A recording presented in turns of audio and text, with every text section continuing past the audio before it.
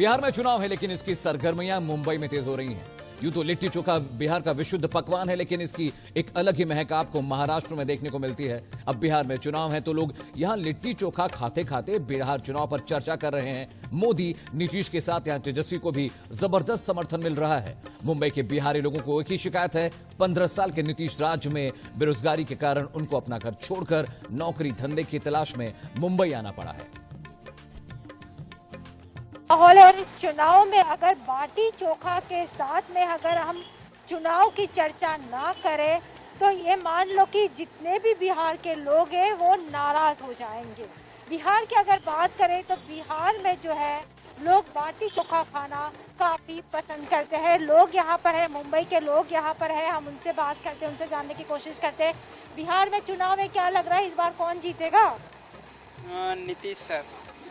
क्यों लग रहा है? उन्होंने अच्छा काम किया है इस बार बिहार में। बाढ़ पीड़िता बीच में बाढ़ आया था तो उनके लिए भी अच्छा काम किए हैं नीतीश सर जी ने, और बहुत से काम किए हैं। लेकिन आपको लगता है कि युवा लोग जो है नीतीश को वोट करेंगे? जहाँ तक वो देखा जाए तो करेंगे, मेरे हिसाब से करेंगे। तेजस्वी की रैली में भी बहुत लोग आ रहे हैं।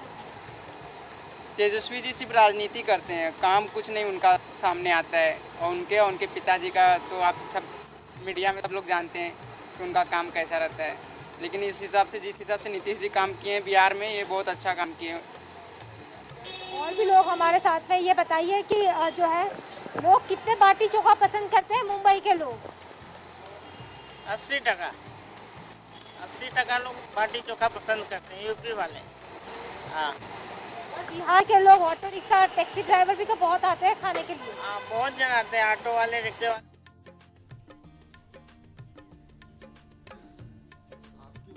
जिस पर आपको मतदान करना है 33 नंबर, वो बूथ का ईवीएम खराब हो गया है।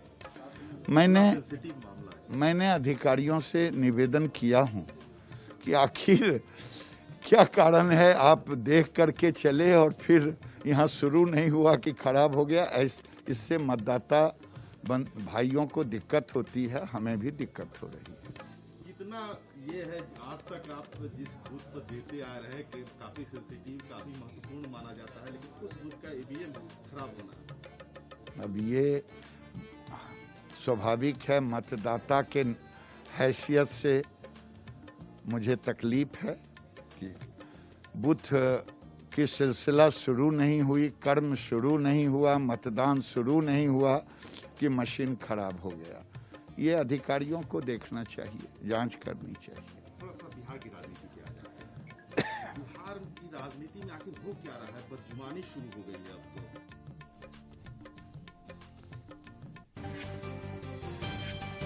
इस वक्त की बड़ी खबर, कुछ ही देर में वोटिंग का काम शुरू हो जाएगा। 71 सीटों पर वोट डाले जाएंगे। आज पहले चरण का मतदान है। 1066 उम्मीदवारों की किस्मत आज दांव पर लगी है। 16 जिलों की 71 सीटों पर आज वोट डाले जाएंगे। इंडिया न्यूज लगातार बिहार चुनाव पर आपको बड़ी कवरेज दिखा रहा है। हर सीट का एनालिसिस हम आपको बताएंगे। एक बड़ा पैनल आज पूरे दिन इंडिया न्यूज पर होगा जो आपको हर सीट के बारे में समझाएगा, बताएगा और यह भी समझाएगा कि आखिर किसकी सरकार बनने वाली है, बिहार में हवा का रुख किस तरफ है। एक बड़ा पैनल आज पूरे दिन होगा। इंडिया न्यूज लगातार आपको बिहार विधानसभा चुनाव से जुड़ी बड़ी कवरेज लगातार दिखा रहा है। कुछ ही देर में वोटिंग का काम शुरू हो जाएगा। इस वक्त घड़ी में 6:51 हो रहे हैं। सिर्फ 8 मिनट बाद वोटर अपने मतदान का इस्तेमाल करना शुरू कर देंगे। 71 विधानसभा सीटों पर 8 मंत्रियों की किस्मत दांव पर लगी है। इंडिया न्यूज लगातार आपको तस्वीरें दिखा रहा है बिहार चुनाव से जुड़ी हुई। कोरोना काल में खास एहतियात बरता गया है। हर पोलिंग बूथ पर सैनिटाइजर रखे जाएंगे, मास्क रखे जाएंगे और लोगों को उचित दूरी बनाकर वोट करने की हिदायत दी गई है। दिव्यांग वोटर्स के लिए इस बार चुनाव आयोग ने खास व्यवस्था की है। उनको घर से पिक और ड्रॉप किया जाएगा। जिन लोगों का टेम्परेचर ज्यादा होगा, बुखार होगा, उनको वोटिंग के आखिरी वक्त में, आखिरी घंटे में उनको वोटिंग करने की परमिशन मिलेगी। बिहार चुनाव से जुड़ी बड़ी खबर, अब से कुछ ही देर बाद मतदाता अपने वोटों का इस्तेमाल करने वाले हैं। 71 सीटों पर मतदान का काम होगा। आज बिहार में पहले चरण की वोटिंग है और इंडिया न्यूज लगातार आपको बिहार चुनावों से जुड़ी बड़ी कवरेज दिखा रहा है। तस्वीरें लगातार हम आपको दिखा रहे हैं। 16 जिलों की 71 सीटों पर आज मतदान होगा। कुल उम्मीदवार 1066 हैं जिनकी किस्मत का फैसला होना है। कुल मतदाता 2 करोड़ 14 लाख हैं। दुनिया का सबसे बड़ा चुनाव है कोरोना काल में। और चुनाव आयोग ने पूरी तैयारियां कर रखी हैं। हर पोलिंग बूथ पर सैनिटाइजर रखे गए हैं, लोगों को सोशल डिस्टेंसिंग के बारे में बताया गया है, सुरक्षा के भी खास इंतजाम किए गए हैं। वो इलाके जो नक्सल प्रभावित हैं वहां पे एक्स्ट्रा फोर्स तैनात की गई है ताकि किसी भी तरह की दिक्कत, कोई घटना पेश आए तो वहां पे उसको कंट्रोल किया जा सके। बिहार चुनाव पर बड़ी कवरेज इंडिया न्यूज पर लगातार जारी है।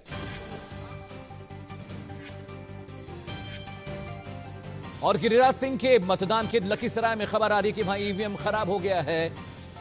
अभी वोटिंग का काम शुरू भी नहीं हुआ लेकिन ईवीएम खराब होने की खबरें आनी शुरू हुई। गिरिराज सिंह चुनाव से ठीक पहले मंदिर पहुंचे और उन्होंने वहां पूजा पाठ किया। तस्वीरें आपको दिखाते हैं। गिरिराज सिंह के मतदान केंद्र की ईवीएम खराब हो गई। इस वक्त की बड़ी खबर बिहार विधानसभा चुनाव से जुड़ी आ रही है। लखीसराय मतदान केंद्र है जहां पे गिरिराज सिंह वोट करने गए थे, वहां पे ईवीएम खराब है। वोटिंग से पहले ईवीएम में कुछ खराबी आई है। लखीसराय वो मतदान केंद्र जहां की ईवीएम में दिक्कत की खबर आ रही है। तस्वीरें आपको दिखा रहे हैं लगातार। ये देखिए पोलिंग बूथ पर पूरे इलाके को सैनिटाइज किया जा रहा है। गिरिराज सिंह मंदिर में पूजा अर्चना कर रहे हैं। वोटिंग से कुछ देर पहले की तस्वीरें इंडिया न्यूज पे आप देख रहे हैं। गिरिराज सिंह मंदिर पहुंचे और मतदान से ठीक पहले की तस्वीरें हम आपको दिखा रहे हैं। लेकिन खबर यह आ रही कि लखीसराय के उनके मतदान केंद्र पर ईवीएम मशीन खराब हो गई। दो तस्वीरें आपकी टीवी स्क्रीन पर। एक तस्वीर में आप गिरिराज सिंह को देख सकते हैं पूजा करते हुए, दूसरी तस्वीर में आप देख सकते हैं कि सैनिटाइज किया जा रहा है पोलिंग बूथ को। और आज 71 सीटों पर वोट डाले जाएंगे। पहले चरण का मतदान है आज। कुल 8 बड़े मंत्री हैं जिनकी किस्मत का फैसला होना है। कुल उम्मीदवार 1066 हैं। मतदाताओं की संख्या बताएं अगर आपको तो 2 करोड़ 14 लाख मतदाता हैं जो आज वोट करने वाले हैं। पहले चरण में बिहार की 71 सीटों पर, 71 विधानसभा सीटों पर मतदान का काम शुरू हो जाएगा। कुछ ही देर में घड़ी बता रही है कि इस वक्त 6:54 हो रहे हैं। सिर्फ 6 मिनट और बचे हैं। 6 मिनट के बाद वोटिंग का काम शुरू हो जाएगा। बिहार के 71 विधानसभा सीटों पर वोटिंग का काम होगा। नक्सल इलाकों में खास एहतियात बरते गए हैं। 1066 उम्मीदवार हैं जिनकी किस्मत का फैसला आज ईवीएम में कैद हो जाएगा।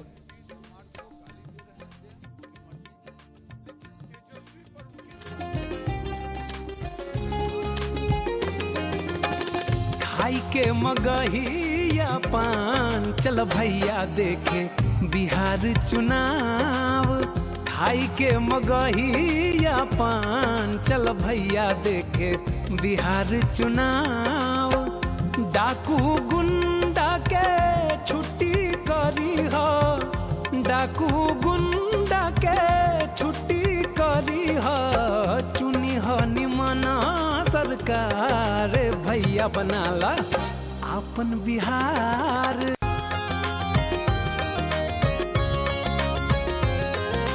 चना चबेना पगहा पैना अपैना अपैना मड़ई और मचान। चना चबेना पगहा पैना अपैना अपैना मड़ई और मचान। ई जिंदगी कब तक चली भैया हो, ई जिंदगी कब तक चली भैया। चुनी हनी मन सरकार, चुनी हनी मन सरकार, भैया बनाला अपन बिहार। खाई के मगहिया पान, चल भैया देखे बिहार चुनाव। बेटा बहरी न जाए कमाए, कमाए कमाए घर में मिले रोजगार। बेटा बहरी न जाए कमाए, कमाए कमाए घर में मिले रोजगार। BA MA में साल न बिगड़े हो, BA MA में साल न बिगड़े। चुनी हनी मन सरकार, चुनी हनी मन सरकार, भैया बनाला अपन बिहार। खाई के मगहिया पान, चल भैया देखे बिहार चुनाव।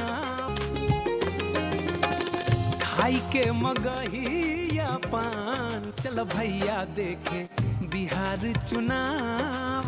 खाई के मगहिया पान, चल भैया देखे बिहार चुनाव। डाकू गुंडा के छुट्टी करी हो, डाकू गुंडा के छुट्टी करी हो। चुनी हो निमन सर सरकार भैया बनाला आपन बिहार खाई के मगहिया पान चल भैया देखे बिहार चुनाव।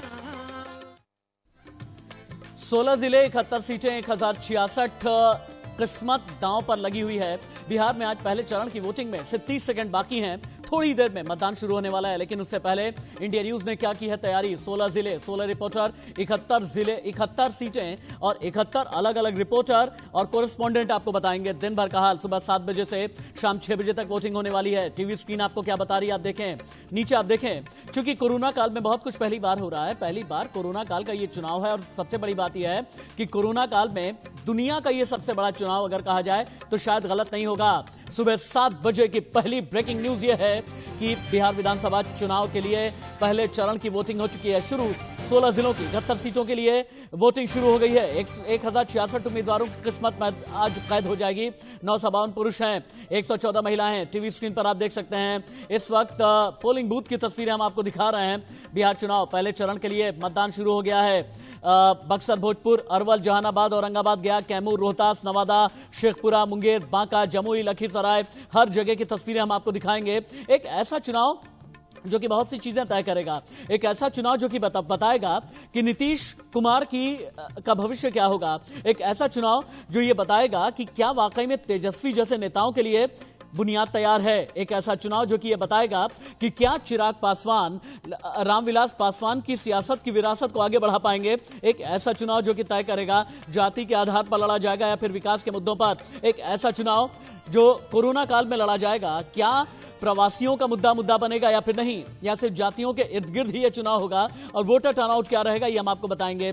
टीवी स्क्रीन क्या बता रही है देखें आप। और गिरिराज सिंह जब पूजा अर्चना करने पहुंचे, अब से 5 मिनट पहले की तस्वीरें हम आपको दिखा रहे हैं। और नीचे आप देखें दांव पर दिग्गज हैं, आनंद सिंह मोकामा से हैं, इसके अलावा इमामगंज से जीतन राम मांझी हैं, लखीसराय से विजय कुमार सिन्हा हैं। भारतीय जनता पार्टी के टिकट पर बड़े बड़े दिग्गज हैं, कई अहम मुकाबले हैं। ब्रह्मपुर का मुकाबला बहुत ही ज्यादा अहम है, क्योंकि यहां से मुकेश सहनी की पार्टी वीआईपी को टक्कर देने के लिए एलजेपी और आरजेडी है। दांव पर दिग्गज हैं चैनपुर में bridge Kishore Bind. TV screen पर जो आप देख पा रहे हैं अभी 7:01 हो गया है और पहले चरण में 71 सीटों के लिए मतदान बिहार में शुरू हो गया है। अभी की बड़ी खबर है, सबकी ब्रेकिंग न्यूज है। हम भी यही कह रहे हैं, पहले मतदान करें फिर जलपान करें। हमने बहुत बड़ी तैयारी की है। हम आपको लेकर के चलेंगे अपने चाय वाला स्टूडियो में, आपको लेकर के चलेंगे पान वाला स्टूडियो में। और सबसे बड़ी बात यह है कि रिपोर्टर, हमारे सहयोगी अलग अलग जगह से 71 अलग अलग सीटों की एक एक डिटेल, एक एक अपडेट आप तक पहुंचाएंगे। लेकिन अभी की जो तस्वीरें आप देख पा रहे हैं, गिरिराज सिंह भारतीय जनता पार्टी के कद्दावर नेता, बिहार के कद्दावर नेता, मुखर नेता, प्रखर नेता। जब भी हिंदुवाद की बात आती है, हिंदुत्व की बात आती है, बहुत ही ज्यादा मुखर तरीके से अपनी बात कहते हैं और रखते हैं। तो बिहार में पहले चरण का दंगल शुरू हो गया है। आरा से शुभ्रा सुमन लाइव मेरे साथ में हैं और थोड़ी देर के बाद गया से राकेश कुमार सिंह भी मेरे साथ में लाइव जुड़ेंगे। पहले हम आरा चलते हैं शुभ्रा सुमन के पास में। शुभ्रा सुमन, चूंकि कोरोना काल का ये पहला चुनाव है और कहा यह जा रहा है कि पोलिंग बूथ पर कुछ खास इंतजाम किए गए हैं, सबसे पहले तो मुझे ये बताएं, चूंकि वोटिंग शुरू हो गई है, अभी तस्वीरें आपको क्या नजर आ रही हैं?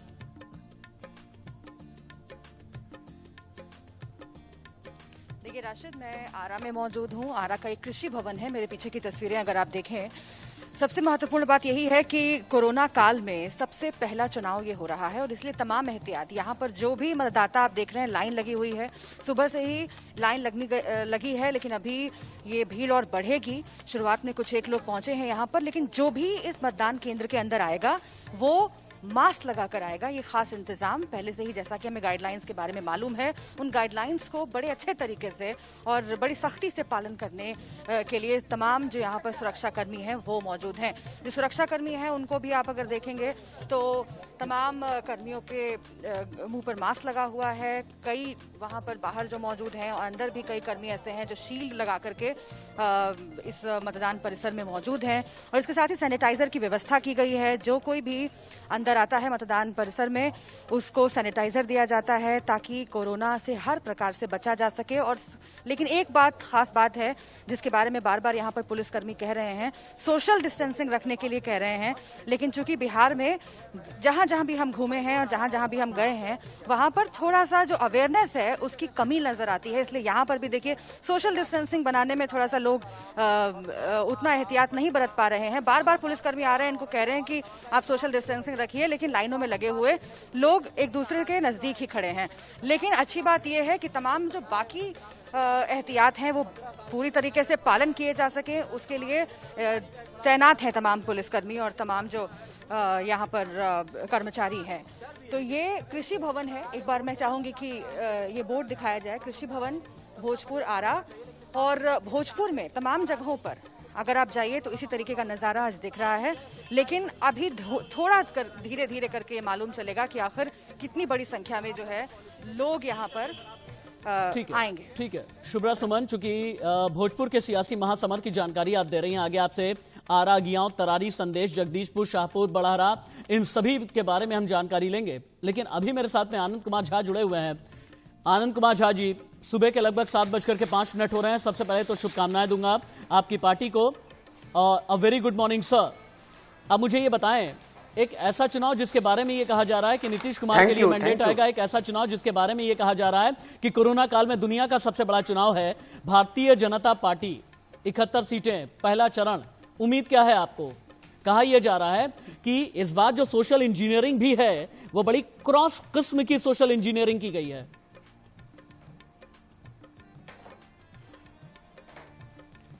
हमारी पार्टी और हमारा गठबंधन नीतीश जी के नेतृत्व में और माननीय प्रधानमंत्री नरेंद्र मोदी जी के नेतृत्व में हम बिहार का चुनाव जीतेंगे। और आज 71 जो सीट पर चुनाव हो रहा है उसमें स्पष्ट दिख रहा है, लोगों में उत्साह है, विकास पर में लोगों का विश्वास है, माननीय नरेंद्र मोदी जी के ऊपर में लोगों का विश्वास है, बिहार में नीतीश कुमार जी के और भाजपा गठबंधन के ऊपर में विश्वास है। उसी विश्वास को लेकर के हर तरफ जो विकास हुआ है बिहार में, उसी चीज को लेकर के जनता ओवर कॉन्फिडेंट है कि हम बिहार में सरकार बनाएंगे। आप कहते हैं कि विश्वास है, लेकिन वो कहते हैं, विपक्षी ये कहते हैं, तेजस्वी यादव ये कह रहे हैं कि असल में भारतीय जनता पार्टी को नीतीश कुमार पर ही विश्वास नहीं है और यही एक वजह है कि पर्दे के पीछे खेल हो गया, पर्दे के पीछे चिराग पासवान को साथ में लिया गया। और यही एक वजह है कि 3 दिन पहले अखबारों में बड़े बड़े विज्ञापन दिए गए और इस विज्ञापन में प्रधानमंत्री नरेंद्र मोदी तो नजर आए, लेकिन जो विज्ञापन दिया गया इसमें एनडीए के चेहरे के तौर पर नीतीश कुमार गायब थे। और आप कहते हैं कि विश्वास है नीतीश पर।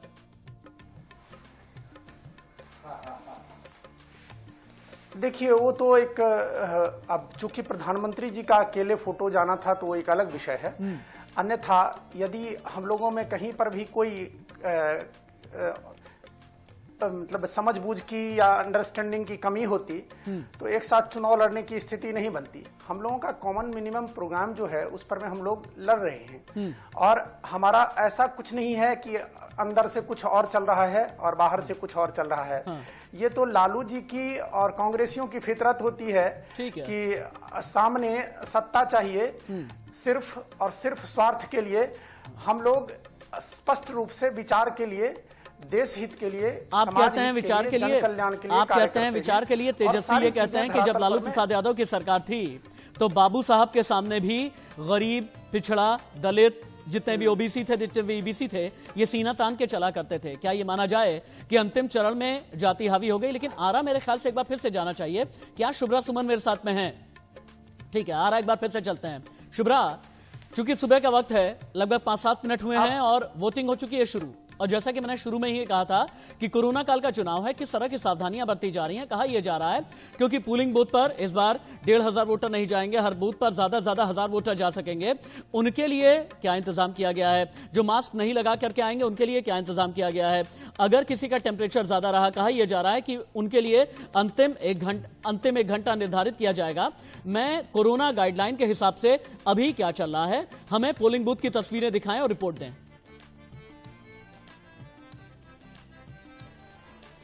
बिल्कुल। देखिए राशिद, जैसा कि मैंने पहले भी आपको इस बारे में जानकारी दी, एक बार फिर से मैं दिखाती हूँ कि जो भी महिलाएं यहाँ पर खड़ी हैं लाइन में, तमाम महिलाएं मास्क लगाकर खड़ी हैं। जो भी इस पोलिंग बूथ के अंदर एंटर कर रहा है उसके मुंह पर मास्क होना चाहिए। जो सुरक्षा बल के जवान हैं, जो कर्मचारी हैं, वो तमाम लोग मास्क पहने हुए हैं और इस बात का पूरा ध्यान रखा जा रहा है कि अंदर आने से पहले टेम्परेचर चेक किया जाए।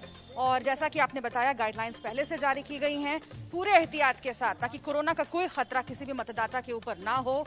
इसीलिए ये तमाम गाइडलाइंस का पालन करवाया जा रहा है। तस्वीरें आप देखते रहिए, क्योंकि एक एक करके जैसे जैसे मतदान करने वाले जो मतदाता हैं वो अंदर जा रहे हैं, उनको सैनिटाइजर यहाँ पर व्यवस्था की गई है और हाथ सैनिटाइज करके ही अंदर भेजा जा रहा है।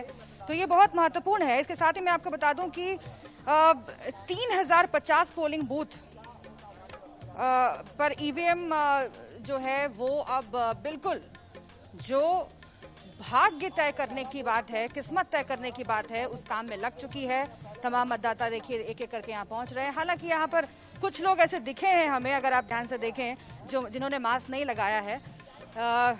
पुलिसकर्मी जो हैं वो जरूर उनको टोकेंगे और ये कहेंगे भी कि मास्क क्यों नहीं लगाया। अरे भाई, यहाँ पर आप लोग मास्क क्यों नहीं लगाए हैं?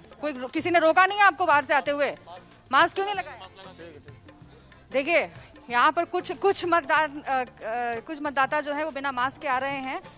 अंदर आए दरवाजे से होकर, लेकिन उन्हें किसी ने रोका नहीं। इस तरह की गड़बड़ियां आपको देखने के लिए मिलेंगी। लेकिन हाँ, अगर हम जनरली बात करें, अगर हम बड़े पैमाने पर बात करें, तो तमाम इंतजाम जो कोरोना से बचने के लिए किए जाने चाहिए, वो इंतजाम यहाँ पर नजर आ रहे हैं। राशिद, ठीक है। शुभ्रा, हालांकि आप बहुत ख्याल रखिएगा, पिछले 15-20 दिन से ग्राउंड जीरो की आप रिपोर्ट दे रही हैं और आपने ठीक किया बिल्कुल कि वहां पर मौजूद जितने भी लोग हैं, कम से कम ये तो कहें ही, हम भी एक संदेश ये दें कि कोरोना काल में अपना भी बचाव करें, अपनों का भी बचाव करें। और अगर वोट देने के लिए जा रहे हैं, वोट देने के लिए जरूर जाएं। हर एक वोट बहुत जरूरी होता है, लेकिन मास्क लगा करके जाएं। और अगर आप मास्क लगा करके नहीं जाते, याद रखिएगा कि पोलिंग बूथ पर आपके लिए मास्क का इंतजाम किया गया है, सैनिटाइजर का इस्तेमाल का भी इंतजाम किया गया है। लेकिन अंत समय में ये चुनाव, मैं समझना चाहूंगा आनंद कुमार झा जी, अंतिम समय में ये चुनाव कहां पर आ गया? भाई, विकास की बात करते थे, बिजली सड़क पानी की बात हो रही थी, रोटी कपड़ा मकान की बात हो रही थी, लेकिन अंतिम दौर में ये बाबू साहब, 9 बच्चे, 9 बच्चियां, ये कहां पर आ गया चुनाव?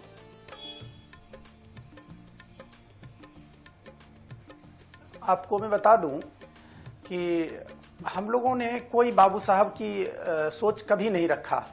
हम लोग तो वसुधैव कुटुंबकम के विचार को लेकर के चलते हैं और भारतीय जनता पार्टी हमेशा उसी वसुधैव कुटुंबकम और सर्वभूत हिते रताह पर काम करती है। न केवल मनुष्य, हर प्राणियों के लिए भारतीय जनता पार्टी और हमारा विचार जो भारतीय संस्कृति का है, राशिद जी, उस पर में हम लोग हमेशा काबिज रहते हैं और काम करते रहते हैं।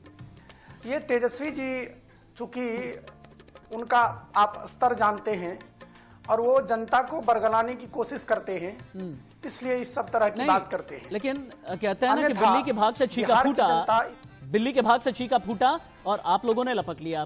तेजस्वी ये कहते हैं कि बाबू साहब से हमारा मतलब ये था कि सरकारी बाबू, हम ये नहीं कहना चाहते थे, हम राजपूतों पर किसी भी तरह का वार नहीं करना चाहते थे।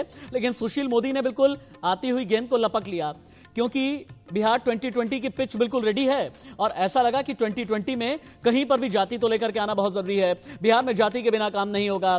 तेजस्वी ने यह कहा, सरकारी बाबू, आप लोगों ने बाबू साहब को लपक लिया। ये तेजस्वी का और आरजेडी का कहना है और मानना है।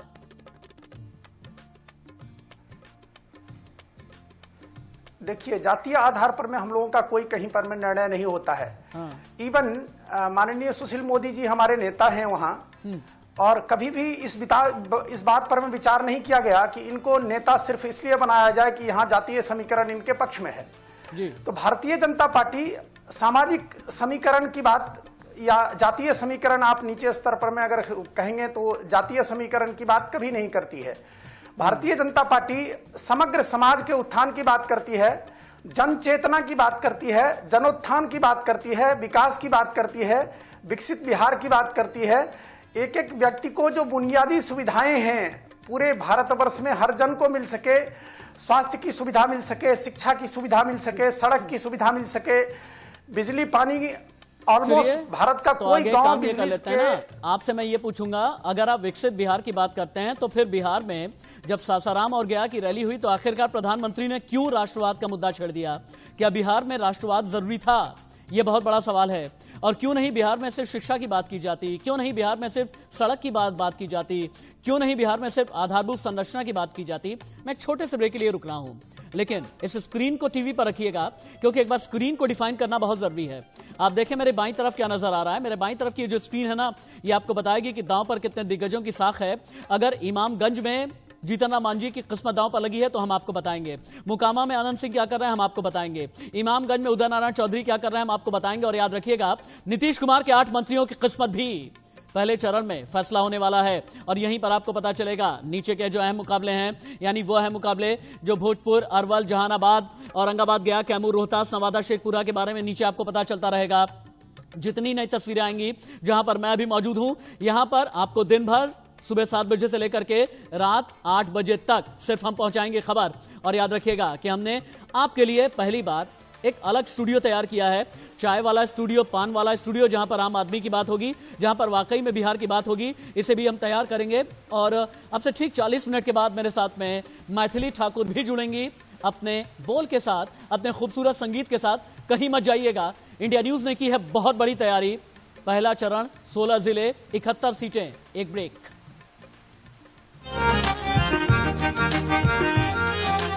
बेटा बहरी न जाए कमाए कमाए कमाए, घर में मिले रोजगार। बेटा बहरी न जाए कमाए कमाए कमाए, घर में मिले रोजगार। BA MA में साल न बिगड़े हो,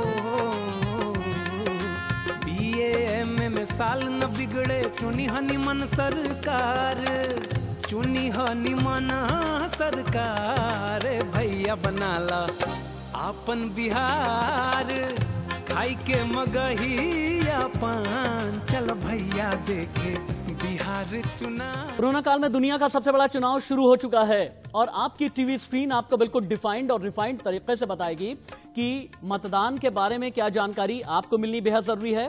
चूंकि बिहार में पहले चरण का चुनाव हो चुका है शुरू। 16 जिले, 71 सीटें, 1066 प्रत्याशियों की किस्मत दांव पर और लगभग 2.25 करोड़ वोटर आज किस्मत का कर देंगे फैसला। हम इसलिए कह रहे हैं कि कोरोना काल का सबसे बड़ा चुनाव है, क्योंकि इससे पहले न्यूजीलैंड में चुनाव हुआ, लेकिन वहां पर मतदाता थे महज 35 लाख। दक्षिण कोरिया में चुनाव हुआ, लेकिन वहां पर भी मतदाता कम थे। लेकिन यहां पर बिहार में 7 करोड़ से ज्यादा मतदाता हैं और पहले चरण का चुनाव हो चुका है शुरू। आधा घंटा वोटिंग को हो चुका है। इन सभी खबरों के बीच बहुत बड़ी ब्रेकिंग न्यूज आ रही है। मतदान से पहले बहुत बड़ी साजिश को नाकाम किया गया है। औरंगाबाद में 4 किलो आईईडी बरामद। नक्सलियों ने मतदान रोकने के लिए लगाई थी आईईडी। सीआरपीएफ ने बरामद किया 4 किलो आईईडी। औरंगाबाद, जहां पर 6 सीटें हैं, औरंगाबाद में 4 किलो आईईडी बरामद किया गया है। तस्वीरें इस वक्त टीवी स्क्रीन पर आप देख पा रहे हैं। औरंगाबाद की ये तस्वीरें हैं, जहां पर बिहार चुनाव में खलल डालने के लिए, बिहार चुनाव में बाधा डालने के लिए, औरंगाबाद में ब्लास्ट करने के लिए आईईडी लाया गया था। ये आईईडी कौन लेकर के आया था, अभी तक जानकारी नहीं मिल पा रही है। लेकिन कहा यह जा रहा है कि औरंगाबाद में जो 4 किलो आईईडी बरामद हुई है, इसका कोई नक्सली कनेक्शन भी हो सकता है। 2 तस्वीरें आप देख सकते हैं। कल गया में आईईडी बरामद की गई थी, आज औरंगाबाद में भी आईईडी बरामद है। क्या यह माना जाए कि बिहार चुनाव से पहले बहुत बड़ा कोई षड्यंत्र किया जा रहा है? क्या यह माना जाए कि बिहार चुनाव में लोकतंत्र में असल बाधा डालने के लिए कुछ लोग हैं जो साजिशकर्ता के तौर पर काम कर रहे हैं? क्या यह माना जाए कि कोरोना काल में दुनिया का सबसे बड़ा चुनाव और उससे ठीक पहले अगर बिहार के औरंगाबाद में 4 किलो आईईडी बरामद हुआ है, तो क्या कोई बहुत बड़ा धमाका करने की फिराक में थे नक्सली? ये पता करने की कोशिश की जा रही है। क्या मेरे साथ में पैनल जुड़ गया है? एक बार टीवी स्क्रीन बताऊंगा, आप देख सकते हैं मेरे बाईं तरफ आपको नजर आ रहे हैं जितने भी बड़े चेहरे हैं जिनकी किस्मत आज दांव पर लगी हुई है। मोकामा से लेकर के इमामगंज तक भोजपुर की जितनी भी सीटें हैं उसके बारे में बताएंगे। औरंगाबाद, गया की भी जितनी सीटें हैं इसकी एक एक डिटेल आपको, अहम मुकाबले यहां पर टीवी स्क्रीन पर बाईं तरफ मेरे नजर आएगा। नीचे पहला चरण क्यों है खास, इसके बारे में आपको बताएंगे। दांव पर कितने दिग्गज हैं, यह भी आपको नीचे पता चलेगा। बिहार विधानसभा की 71 सीटों में एक एक सीट की हर छोटी बड़ी जानकारी यहां पर आपको मिलेगी। यह जो पूरी स्क्रीन है जहां पर मैं नजर आ रहा हूं, यहां पर आपको ब्रेकिंग न्यूज मिलेगी। देश का सबसे बड़ा पैनल होगा, चाय वाला स्टूडियो, पान वाला स्टूडियो, मैथिली ठाकुर, बड़े बड़े जर्नलिस्ट होंगे, सभी पार्टियों का रिप्रेजेंटेशन करने वाले गेस्ट भी मेरे साथ में जुड़े होंगे। इंट्रोड्यूस कर देते हैं, एक बार टीवी स्क्रीन पर लेकर के आइए। आप देख सकते हैं भारतीय जनता पार्टी के आनंद कुमार झा सुबह से ही मेरे साथ जुड़े हैं। कांग्रेस के अनुज आत्रे हैं, सुनीता बिंद जेडीयू की प्रवक्ता हैं, राकेश नायक आरजेडी का रिप्रेजेंटेशन कर रहे हैं और सतीश के सिंह देश के जाने माने पत्रकार भी मेरे साथ में हैं। राकेश नायक, आपसे समझना चाहूंगा, एक ऐसे वक्त में जबकि यह लग रहा था कि तेजस्वी युवाओं की बात कर रहे हैं। अच्छा, राकेश नायक अभी नहीं हमारे साथ में, जेडीयू प्रवक्ता सुनीता बिंद के पास में चलते हैं। सुनीता बिंद जी, नीतीश कुमार अपने आप को सुशासन बाबू के तौर पर प्रोजेक्ट करने में लगे रहते हैं। नीतीश कुमार ये कहते हैं 15 साल में हमने बिहार का विकास कर दिया। नीतीश ये कहने में लगे होते हैं कि 15 साल में बिहार में लॉ एंड ऑर्डर की स्थिति दुरुस्त कर दी। लेकिन बिल्कुल जो अंतिम दौर था, यानी पहले चरण का जो अंतिम दौर है, पहले चरण की तैयारियों के अंतिम दौर में नीतीश कुमार इतने इरिटेटेड क्यों नजर आए? नीतीश कुमार एकाएक एंग्री यंग मैन क्यों बन गए? नीतीश कुमार को एकाएक विपक्षियों के 9 बच्चे क्यों याद आ गए? नीतीश कुमार की जबान इतनी हल्की क्यों हो गई?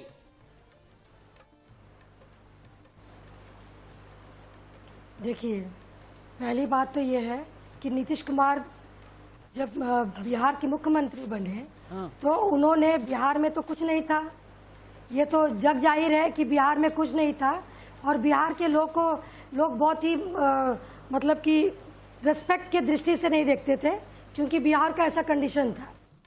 और आप जहाँ ये सब माननीय मुख्यमंत्री नीतीश कुमार जी के माध्यम से जब 2005 में मुख्यमंत्री बने तो उन्होंने बिहार के हर क्षेत्र में काम करना शुरू किया, जिससे कि बहुत प्रोग्रेस हुआ। ये तो सब संसार, ये पूरा दुनिया देख रहा है कि पहले क्या बिहार था, अब क्या बिहार है। तो उसको तो कंपेयर करना जरूरी है, क्योंकि जब बिहार में माननीय मुख्यमंत्री जी पहले मुख्यमंत्री बने थे तो उन्होंने बिहार में प्रोग्रेस तो उन्हीं के माध्यम से हुआ। और ये चिड़चिड़ाहट का बात थोड़ी ना है। मान लीजिए कि अरे चिड़चिड़ाहट का बात क्या है, हम काम किए हैं, बिहार में उन्होंने काम किया है।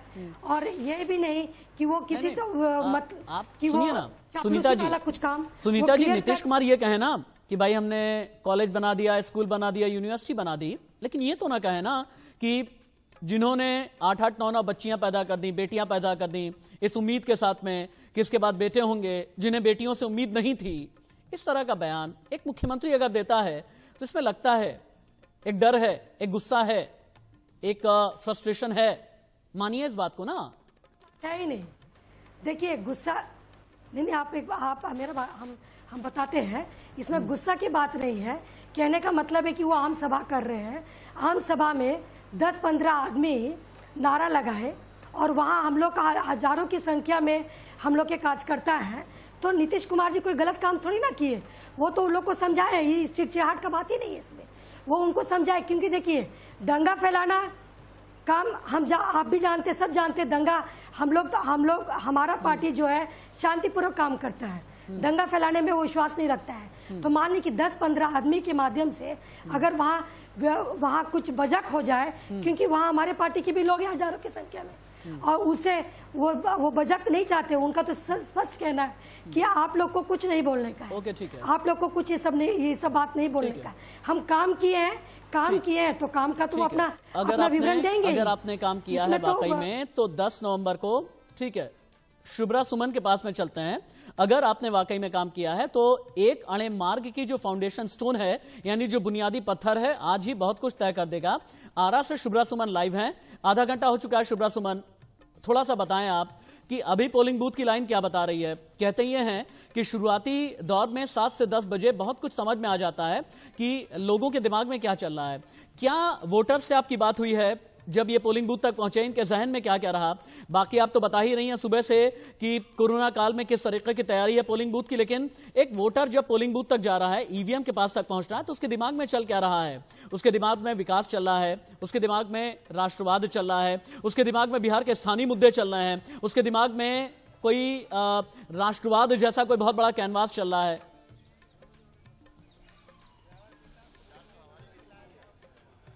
जी देखिए राशिद, जहां पर मैं खड़ी हूं भोजपुर का पूरा इलाका, जहां पर 2015 में आरजेडी को बहुत भारी बढ़त मिली थी और 5 सीटों पर, 7 में से 5 सीटों पर आरजेडी ने जीत हासिल की थी।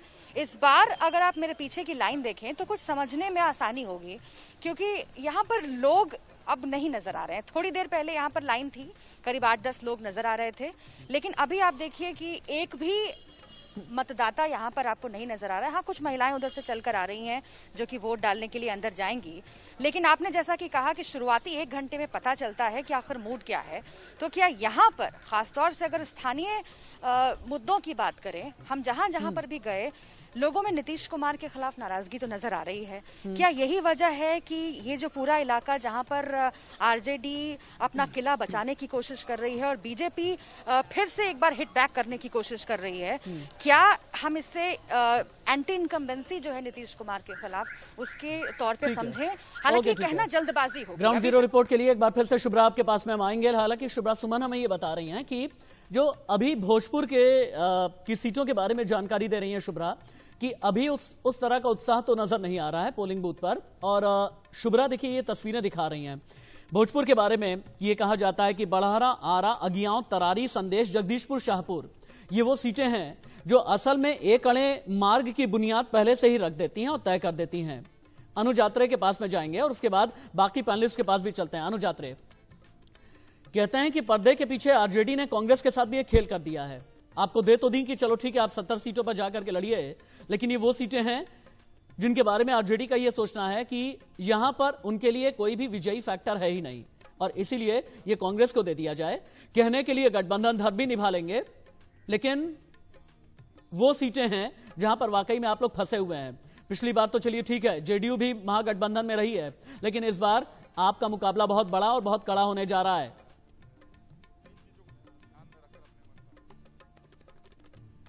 देखिए राशिद जी, मुकाबला चाहे कोई भी हो, हर मुकाबला बड़ा और कड़ा होता है। और रही सवाल कि ये जो 70 सीटें कांग्रेस को मिली हैं या कांग्रेस ने जो चुनी है, ऐसा नहीं होता कि गठबंधन में किसी को कोई जो है दान में कोई चीज दी जाती है। ये सबका आपसी तालमेल, गठबंधन का मतलब तालमेल होता है। तो इसमें कोई किसी को दान में या खैरात में नहीं देता है। इन 70 में से 40 सीटें तो वो हैं जिनमें हम 2015 में चुनाव लड़े थे, तो इसमें कहीं कोई उसमें नहीं है, और हम 23 सीटों पर विजय भी हुए थे। और उसके अलावा जो 40 सीटें हमने जो चुनी हैं, ये आपस में बैठकर के लिए है, कांग्रेस को जो सूट करती हैं और आरजेडी जी को नहीं सूट करती हैं। निश्चित तौर पे वही हमने भी जो सीटें छोड़ी हैं आरजेडी के लिए, जिसमें हमें लगता था कि हम वहां पर हमसे ज्यादा आरजेडी उन सीटों पे अच्छे से चुनाव लड़ सकती है, उनके लिए उनको छोड़ा। और जिन सीटों पे हम मजबूती से लड़ सकते हैं, निश्चित तौर पर हमने। लेकिन प्रश्न ये उठता है कि आज जो चुनाव लड़ा जा रहा है, जो अब ये 2020 का जो चुनाव लड़ा जा रहा है, वो एक एजेंडा के तहत लड़ा जा रहा है, एक मुद्दे पर लड़ा जा रहा है। अब ये सुशासन बाबू, सुशासन का नाम सुनते सुनते जनता के कान 15 सालों में पक चुके हैं। अच्छा, लोगों ने बहुत उम्मीद से 3 चुनाव में नीतीश कुमार जी को जो है सत्ता पर बैठाया। तभी अनुज यात्रे, तभी आपके नेता ने अंतिम समय पर बाबू साहब का राग छेड़ दिया ना, तभी आपके नेता ने बाबू साहब का राग छेड़ दिया। अब पूरा यूपी और पूरा बिहार जानता है कि बाबू साहब का मतलब क्या होता है। अगर आपको अभी भी नहीं समझ में आता ना, तो सतीश के सिंह समझाएंगे। लेकिन उससे पहले हम चलते हैं गया में। मेरे सहयोगी राकेश कुमार सिंह, मेरे सीनियर कुलीग जुड़े हुए हैं। राकेश, गया, वजीरगंज, अतरी, गया शहरी, बोधगया, इमामगंज, टिकारी, शेरघाटी, बाराचट्टी, बेलागंज, गुरुआ, यहां का हाल क्या रहा, यहां का मिजाज क्या रहा, यह भी बताएं आप। लेकिन खासतौर से आपसे यह जानना चाहूंगा कि इमामगंज की लड़ाई कैसी चल रही है। जीतन राम मांझी, अच्छा ठीक है, कनेक्टिविटी इशू आ रहा है। सतीश के सिंह के पास में चलते हैं। सतीश जी कहते हैं कि इस बार बिहार में मैंडेट का जो आधार है ना, देखिए हाँ सतीश जी, बिहार में मैंडेट के आधार में बहुत कई सारी चीजें हैं। नीतीश के लिए इस बार एक्सेप्टेबिलिटी होगी या फिर नहीं, यह भी है। क्या बीजेपी बिग ब्रदर बनकर के निकलेगी, यह भी है। चिराग पासवान का भविष्य क्या होगा। तेजस्वी क्या वाकई में लालू की सियासत की विरासत को आगे बढ़ा पाएंगे या नहीं। इस लिहाज से यह पहला चरण किस तरह से गेम चेंजर और डिसाइसिव होने जा रहा है। देखिए, आपने जो सवाल पहले पूछे उसका जवाब दूं तब मैं अपनी बात कहूंगा। बीजेपी बिग ब्रदर होगी, तेजस्वी ने विरासत बढ़ा दिया है, चिराग ने विरासत संभाल लिया है, और जहां तक सवाल नीतीश का है, तो जब बिग ब्रदर ही मैं कह रहा हूं बीजेपी, तो मैं ज्यादा कुछ आज चुनाव के दिन उनके बारे में नहीं कहना चाहता। देखिए राशिद, इस बार की लड़ाई, इस बार का चुनाव बिहार का, ये वाकई युद्ध है। ये जो है मेक और ब्रेक है, करो या मरो की लड़ाई है बिहार में, जीविकोपार्जन की लड़ाई है, और इसी की भीड़ आप सड़कों पर और मैदानों में देख रहे हैं।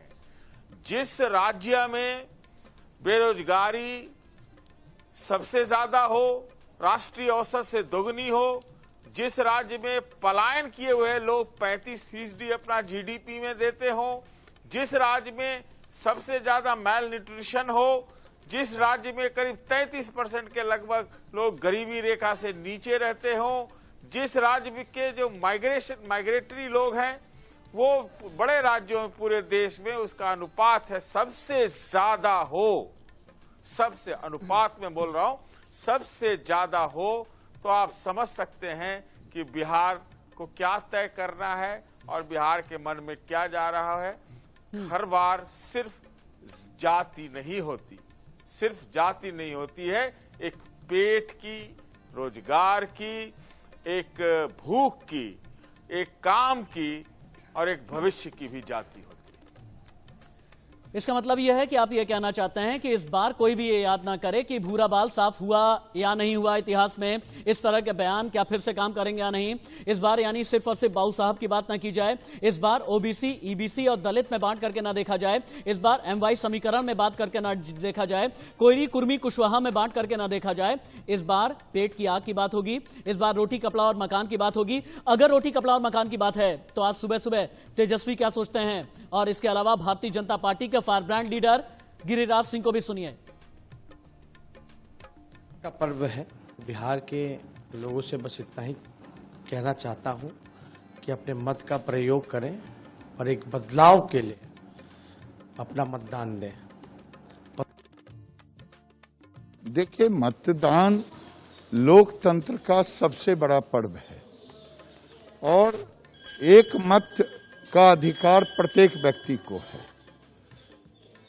तो ये मताधिकार का प्रयोग करने के लिए सबों को आना चाहिए। चूंकि बिहार में पहले चरण का मतदान शुरू हो चुका है, 45 मिनट का वक्त हो चुका है, 71 सीटों पर 71 रिपोर्टर आपको एक एक जानकारी देंगे। और मैंने आपसे कहा था ना कि आपको चाय वाला स्टूडियो, पान वाला स्टूडियो भी लेकर के चलेंगे। आपसे ठीक 15 मिनट के बाद मेरे साथ में मैथिली ठाकुर भी जुड़ेंगी और ये कैनवास कवरेज का बहुत बड़ा होता जाएगा। और जितने भी 16 जिले हैं, हर जगह की एक एक जानकारी इंडिया न्यूज आप तक पहुंचाएगा। पहली ब्रेकिंग न्यूज सिर्फ और सिर्फ इंडिया न्यूज पर आप देखेंगे। और बिहार चुनाव किन मायनों में है खास, ये भी आपके लिए जानना जरूरी है, क्योंकि कोरोना काल का पहला चुनाव है बड़ा, और दुनिया का सबसे बड़ा कोरोना काल का चुनाव, ये तो हम कह ही रहे हैं। लेकिन इसके अलावा भी इस बार का जो मैंडेट है, कृषि बिल का आधार भी तय करेगा। इस बार का मैंडेट 370 को लेकर के भी शायद बहुत कुछ सोचेगा और समझेगा। इस बार के मैंडेट में जो बिहार का मैंडेट है, इसमें सीए की भी चाशनी होगी या फिर नहीं,